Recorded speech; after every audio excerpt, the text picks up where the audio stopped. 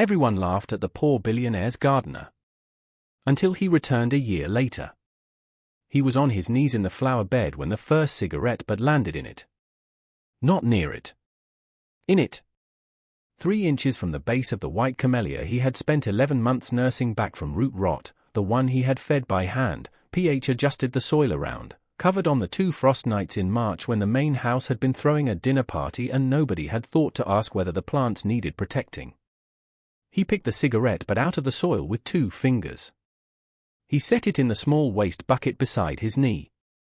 He kept working. The second one landed 4 minutes later. He heard the laughter before he heard it hit the ground. A group of 6 on the upper terrace, Prescott Finch and the men he always surrounded himself with, the ones who wore their money in their shoulders and their boredom in their eyes, the ones who thought they were having a conversation when what they were actually doing was taking turns saying things for each other to confirm. One of them said something Marcus could not hear at this distance. Prescott laughed with the full use of his body, the way men laugh when they want the room to know how much they are enjoying themselves. Then, watch this. The third cigarette butt came in a lazy arc over the terrace railing and landed in the white camellia's leaves. Marcus reached in. Removed it. Set it in the bucket. He did not look up. He did not stand. He kept his head down and his hands in the soil and his face arranged in the particular stillness of a man who has decided, long ago, which things are worth the cost of reacting to. From the terrace above him, Prescott said, loudly enough to reach the flower bed with room to spare, doesn't even flinch. It's like he's part of the landscaping. More laughter. Marcus pressed the soil gently back around the base of the camellia. His hands were steady. They had always been steady. It was one of the things about him that people who did not understand him mistook for passivity. He was not passive. He was deciding. His name was Marcus Eugene Webb. He was 51 years old. He stood 6 feet and carried the build of a man who had spent 3 decades moving heavy things across ground, not large, but dense, the kind of dense that comes from actual labor and not from a gym. He had worked the Finch estate on Pexland Road in Greenwich, Connecticut, for 15 years, 2 months, and 11 days. He arrived at 6:15 in the morning and left when the work required leaving, which was usually between 4 and 5 in the afternoon. He drove a 2009 Ford F-150 the color of dried clay with a passenger side mirror held on with electrical tape. He rented a room in a house in the Chickahominy neighborhood of Greenwich. He kept a bar of green soap in his jacket pocket and washed his hands at the outdoor tap before he entered any part of the main house, not because anyone required it, but because his father had told him, when Marcus was 7 years old, you go into another man's yard with respect, son. Or you don't go in. His father, Lloyd A. Webb, had worked construction in Culper County, Virginia, for 29 years. He had died on a job site in 1997. He had never owned anything. Marcus thought about that often. Not with bitterness. Bitterness required believing things were supposed to be different, and Marcus had grown up with enough evidence of how things actually worked to make peace with it early. He thought about it the way a man thinks about the ground beneath a building he is constructing, as the relevant fact, the thing that explains the angle of everything else. He believed, had always believed, that men like him were not chosen. Not for the real things. Not for the things that lasted. He had believed this until the day Harold Finch walked out to the east garden, stood beside the camellia hedge for 7 minutes without speaking, and said, "You know what that hedge needs that it isn't getting?" Harold Finch had started Finch Systems in a rented office in Stamford in 1979 with a borrowed computer and an idea about enterprise data infrastructure that the market did not understand for another 7 years. By the time it did, Harold had already sold the first company, started a second, and was thinking about the third. His particular talent was patience for things whose value was not yet visible to other people. He was 74 when Marcus first came through the gate. Retired in the formal sense. He spent 8 hours a day in his private study on the second floor, reading, annotating, managing a personal portfolio that his children had spent years trying to see the shape of and never quite managed. Prescott Finch was 46. He wore his money in his clothes and his boredom in his eyes and his father's name in every third sentence.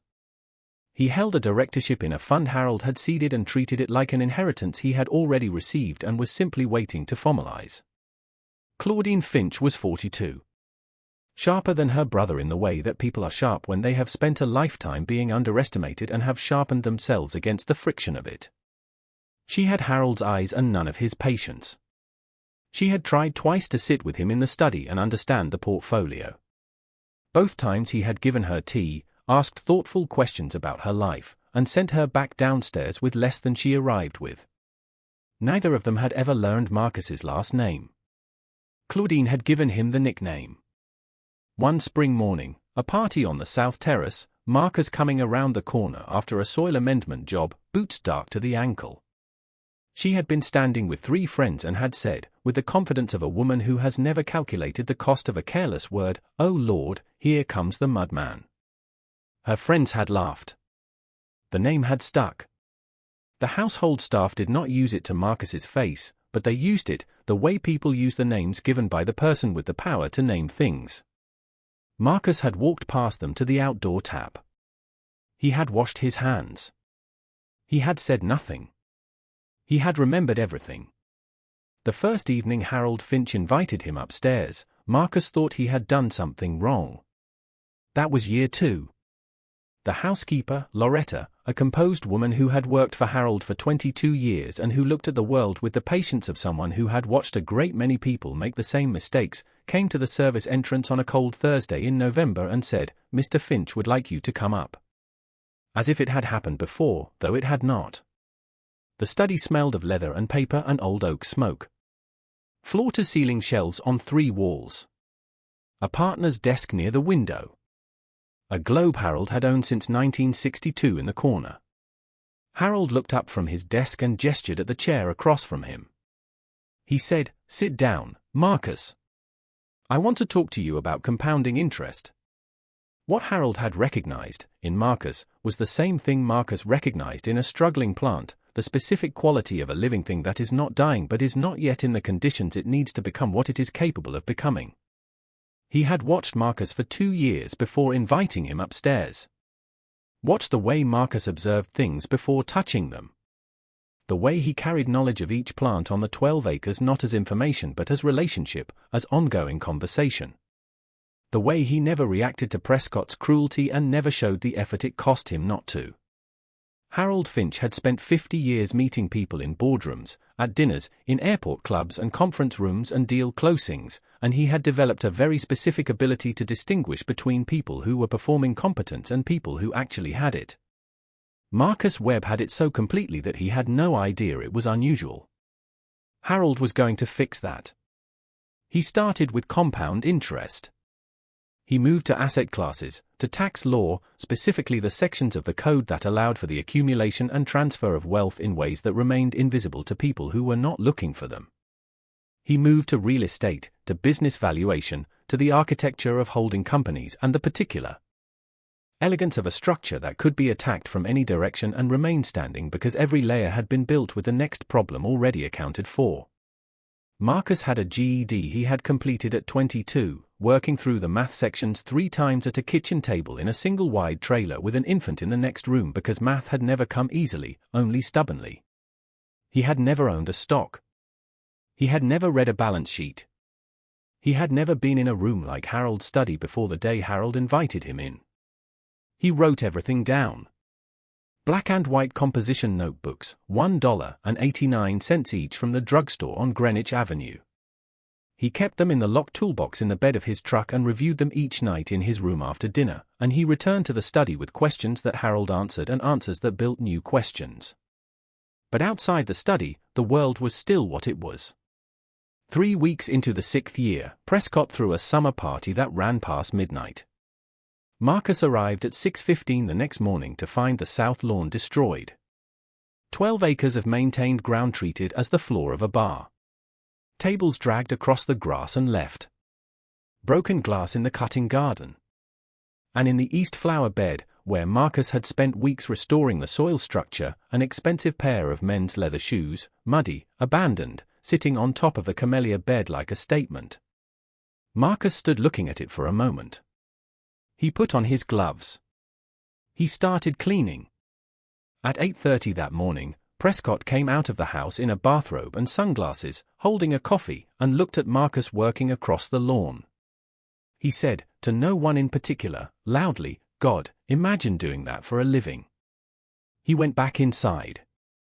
That Thursday evening, Marcus went up to the study. Harold was at the desk. Marcus sat down. Harold looked at him for a moment and then said, quietly, "The party did damage." Marcus said, "I'll have the cutting garden back by Friday." Harold said nothing for a moment. Then, "What do you know about this land, about how it works, what it needs, do you understand that is worth more than what just happened to it?" Marcus looked at him. Harold said, "Because what happened today can be repaired. What you carry in your hands cannot be taken. Do you understand the difference?" Marcus said, "I'm starting to." Harold opened the folder on his desk. "Then let's talk about asset protection." It was a Tuesday evening in the 9th year when Prescott almost found them. Marcus had stayed late after a session that had run long. Harold had been walking him through the structure of a Delaware holding entity and the particular legal elegance of a trust named for a third party, and Marcus had needed to ask the question 3 times before the mechanics of it settled correctly in his mind, and Harold had answered all 3 times with the same patience he brought to everything. Marcus was coming down the back stairs when Prescott came through the second-floor hallway from the east wing. They stopped, facing each other in the hallway. The kind of moment that has no script. Prescott looked at Marcus. At the composition notebook in Marcus's hand. At the shirt Marcus was wearing, the same work shirt, pale grey, washed so many times the color had arrived at somewhere between grey and memory. He said, "What are you doing up here?" Marcus said, "Mr. Finch had a question about the irrigation on the east slope. I came to show him the plan." He held up the composition notebook. Prescott stared at it. He stared at Marcus. He had the look of a man who is trying to identify something that is slightly out of place but cannot isolate what the displaced thing actually is. He said, "Use the service stairs." He went past. Marcus went down the service stairs, out through the kitchen, and to his truck. He sat in the driver's seat in the dark. His hands were on the wheel. They were not entirely steady. He had never been entirely steady in that hallway, and he would not pretend otherwise, even to himself. He started the truck. He drove home. He opened the notebook and wrote down everything Harold had said about the trust, because that was the one thing he could control in that moment. The shaking in his hands. The burning in his chest from being spoken to that way, in that house, after that conversation. None of that stopped the pen. None of it stopped the ink. He had something to build. Harold Finch died on a Wednesday morning in late October. A cardiac event. 3 days in the hospital. His children were there for the last 2. Loretta came to the gate. She said, "He passed this morning, Marcus." Marcus was crouched over the late-season dahlias. He set down his shears. He stood. He took off his hat. He said, "Thank you for telling me, Loretta." She held out an envelope and a small key on a plain ring. "He asked me to give you this directly. He was very specific." Marcus took them. He held them. He said, "Was he afraid?" Loretta was quiet for a moment. She said, "He told me, on the last morning when he could still speak clearly, that he had done the one thing he wanted to do before he left. That he had found the right person and given them the right tools." She paused. "He said he wasn't afraid." She went back to the house. Marcus stood in the dahlias with the envelope and the key. The October sky was going amber above the copper beeches. He could hear, distantly, the sound of a car arriving at the front of the house, Prescott, probably, or Claudine, beginning the machinery of what came next. He finished the dahlias. He locked the tool shed. He walked to his truck. He did not open the envelope until he was home, sitting on the edge of his bed under the single lamp, the composition notebook stacked on the dresser, the room quiet. The letter was 3 pages. Harold's handwriting, precise, slightly leftward-leaning, the handwriting of a man who had been educated when penmanship was still a discipline. He read it once. He read it again. On the third reading, he went slowly enough to hold each sentence down inside him, the way you hold something against the wind. Harold had written, "What I have taught you is not charity and not experiment. It is the transfer of a methodology to the only person I have encountered in the last decade who understood it well enough to deserve it. The investments are yours. They have always been yours, legally and structurally, since the first transaction was made in your name in 2013. I have left them in a condition that will survive scrutiny from any direction. I also want you to know something that I believe I should have said to your face rather than on paper. I have never, in 50 years of business, met a mind more precise or more patient than yours. You believed that men like you are not chosen. I need you to understand, Marcus, that I did not choose you in spite of what you are. I chose you because of it." He set the letter down. He looked at his hands. He picked up the key. The storage unit was in Coscob, off River Road. Bay 41, ground level, third row from the north entrance. He went on a Saturday morning before the facility opened. Inside, 12 archival boxes, labeled and indexed, containing the full documentation of everything Harold had built in Marcus's name over 12 years. Business entities. Real estate holdings in 3 states. A brokerage account held in a trust. Named after Lloyd A. Webb. His father's name. Marcus stood in the storage unit holding the file with his father's name on the cover. He did not move for a long time. Then he sat down on a folding chair, the file in his lap, and he took off his gloves, and he set them on the floor, and he put his bare hands over his face. His shoulders shook once. Then he straightened. He took his hands away from his face. He looked at his father's name on the file. He said, quietly, to the air inside the storage unit, to the fluorescent light and the concrete floor and the 12 years of organized documentation surrounding him. "Daddy. He remembered you." He sat with that for a while. Then he opened the file and began to read. For hours later, he had the full picture. The total, as of the most recent quarterly statement, was $341 million and change. Clean. Legal. Documented from the first transaction forward. He put on his gloves. He locked the unit. He drove home. He did not post anything. Did not call anyone. Did not change, in any way visible from the outside, what he was doing. He simply stopped coming to the estate. What happened at the Finch estate in the weeks that followed was the kind of thing that takes a long time to become fully visible and then becomes impossible to look away from. Prescott's fund, which had been sustained for 3 years by Harold's capital in ways Prescott had never examined closely, began to show its actual structure the moment the capital was no longer there. His attorney was on the phone within a week. Within a month, 2 of the fund's largest investors had quietly begun the process of exit. Prescott had a conversation with Sylvia, his wife, a controlled woman who had spent 19 years being consistently more capable than anyone in the room had acknowledged, that lasted for hours and ended with her making a call to her own attorney, separately. Claudine's investigative accountant came back with a report that contained the specific phrase, "The capital was deployed, over an extended period, into a structure to which we do not have access. The beneficiary of that structure is not a member of the Finch family." She read it 3 times. She had her assistant pull the full estate documentation. She sat in her apartment on a Sunday afternoon going through it the way a person goes through a thing they are furious at and cannot stop reading. Then she drove to Greenwich. She walked the estate in the specific way of a person who is seeing something for the last time without having decided yet to acknowledge that fact. The South Terrace where she had stood with her friends the morning she named him. The East Flower Bed. The white camellia he had spent 11 months nursing back from root rot. Still there. Still blooming. She stood in front of it for a long time. Then she got in her car and drove back to the city. 3 weeks later, the estate went to a creditor holding company. 6 weeks after that, it was sold. Prescott saw the buyer's name on a legal document his attorney forwarded him as a formality, the new owner of record on the Pexland Road property.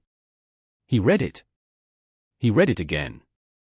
He called Claudine. He said her name and then said the name from the document. There was silence on the line. Then Claudine said, "I know." Prescott said, "How long have you known?" Claudine said, "Long enough." Prescott said, "He was the gardener, Claudine." Claudine said, quietly, without anger, more the tone of a person reading aloud from something they have been trying to understand, "No. He wasn't." She hung up. The letter that arrived at Claudine's apartment on a Friday in March was brief. It informed her that the Pexland Road property had been acquired by a private holding company and that the new ownership wished to extend formal notification. At the bottom, under the attorney's signature, one handwritten line. "The camellia is doing well. M. Webb." She held the letter. She looked at the line for a long time. She thought about the morning on the terrace with her friends. The man kneeling in the flower bed below. The cigarette she had not thrown but had not stopped being thrown. The way he had kept his head down and kept working and never, not once, in 15 years, given her the reaction she would have needed in order to feel the weight of what she was doing. She thought about what that must have required. She put the letter down on the kitchen table. She looked out the window at the April light coming across the buildings.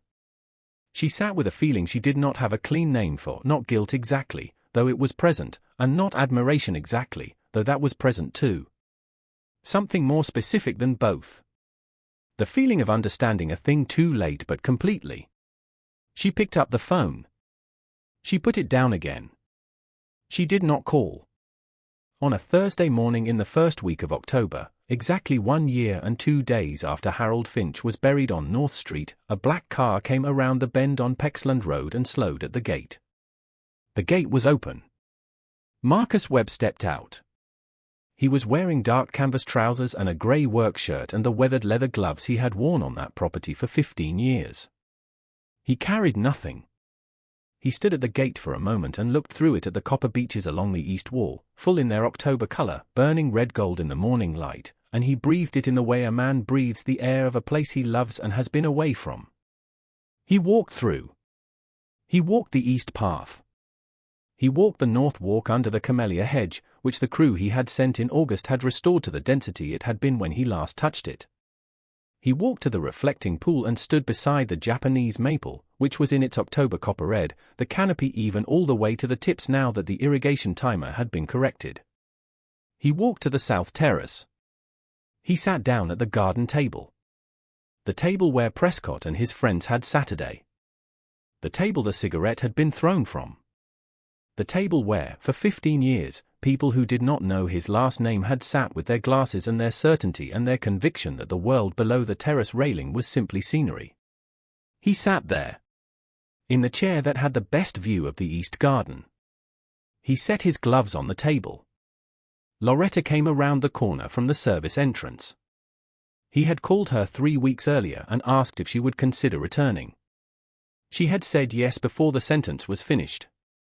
She set a cup of coffee near his hand, the way she had done every Thursday and Tuesday for 12 years in the study on the second floor. He said, "Thank you, Loretta." She nodded. She did not go back inside. She stood for a moment at the edge of the terrace, looking at the property, at the October light coming through the beeches, at Marcus sitting at the table in his work shirt with his gloves set beside him. She said, he would have liked to see this. Marcus said, I think he did plan it. She smiled, once, quietly. Then she went back inside. He picked up the coffee. He looked out at the south lawn running down to the stone wall and the copper beeches beyond it. He thought about Harold. About the study, the globe in the corner, the patience with which a man who had built a 9-figure empire had spent 12 years sitting across a desk from a gardener in a pale grey work shirt and treating the conversation as the most important one in the room. He thought about Prescott in the hallway. Use the service stairs. The hand on the wheel in the dark. The pen not stopping. He thought about his father's name on the file. He was still sitting there, 40 minutes later, when he heard the gate. Claudine Finch had not planned to come. She had driven past twice in the preceding weeks. She would admit this to herself later, slowing at the gate and then continuing, not ready for what it meant to stop. She had driven past a third time this morning and had stopped before she decided to. She came through the gate in a charcoal coat, her hands in her pockets, and she walked the east path, and she came around the south corner of the house and stopped when she saw him sitting at the table. They looked at each other. A long moment. The kind of moment that contains a lot of other moments inside it, 15 years of them, most of them small, most of them almost nothing, adding up to something that had no name but was not nothing. Claudine walked to the terrace. She did not sit. She stood at the edge of it and looked at him at the table and at the estate around him, and she said, "Why you?" Marcus looked at her. At the question. At the real question inside it, which was not why were you chosen but how did I not see you? He said, I paid attention when he spoke. And I kept working when nobody was watching. He picked up his gloves from the table. He taught me everything he knew. I just didn't waste it. Claudine looked at him for a long time. Then she looked at the white camellia at the edge of the east garden, the one that was still blooming in the October cold, the one that had been in the flower bed below the terrace on the morning she had named him and every morning since. She said, quietly, I didn't know his name. Marcus said, I know. Another long silence. A grey heron came in from the west and crossed the garden low and landed in the bird of paradise border and stood with its neck folded. Then Claudine said, he was right. To choose you. She said it the way a person says the thing they have been building towards saying for a long time, the way a person says the thing that costs them something. Without expecting a response. Without asking for one. She went back through the gate. Marcus watched her go. Then he put on his gloves, stood up from the chair, picked up his coffee, and walked toward the north walk to begin. There was a weeping cherry along the north path that had needed a conversation for years. He was ready to have it. By the following April, the cherry was leafing out for the first time in its history at the same time as the other trees.